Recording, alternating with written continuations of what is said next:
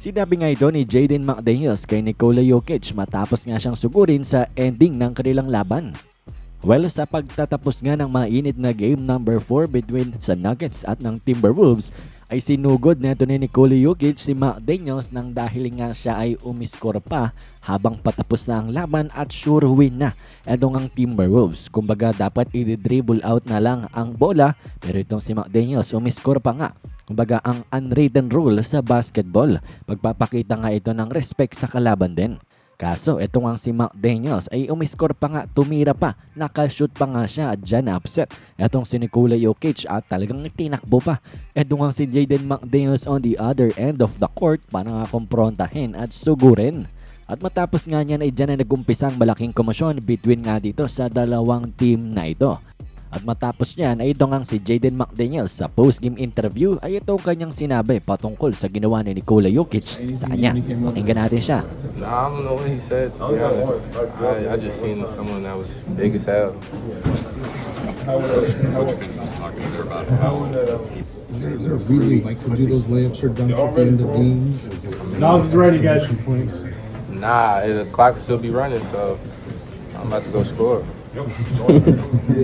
Jaden, Well, to be honest nga daw, sabi ni Jaden McDaniels ay wala nga daw siyang narinig at wala siyang naintindihan sa mga sinabi daw sa kanya ni Nikola Jokic at ang tangi niya nga lang daw na nasa isip ay nakita niya lang ang isang napakalaking tao na sinusugod nga siya. And well, sa video clip ay makikita nga natin dito na nakangiti pa itong si Jaden McDaniels at parang hindi niya naman ganun kasineryoso ang pagsugod sa kanya na itong ang superstar ng Nuggets na si Jokic. Kanya nga ring inamin dito na kaya niya nga daw itinira pa ang bola ng patapos na at ilang segundo na lang ang natitira ay dahil nga daw may oras pa naman daw sa laban at may pagkakataon pa nga siyang umiskor.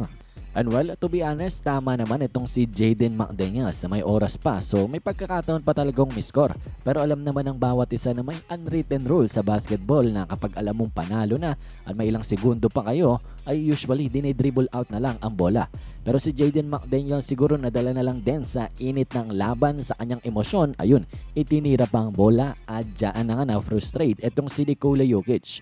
And well, siguro may ilang ugat din ng frustration ni Nikola Jokic na nag-umpisa pa nga before game number 3 kung saan kinall out nga sila neto ni Jaden McDaniels na mga bad defenders nga daw, mga hindi marunong dumepensa. Tapos samahan pa ng frustrating performance sila in game number 3, idagdag pa itong game number 4.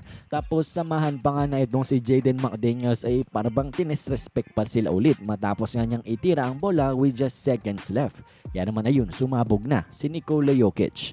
At ang mga fans ay hati nga patungkol sa kanilang mga opinyon kung saan ang iba'y kampe kay Jaden McDaniels na totoo naman may oras pa nga daw.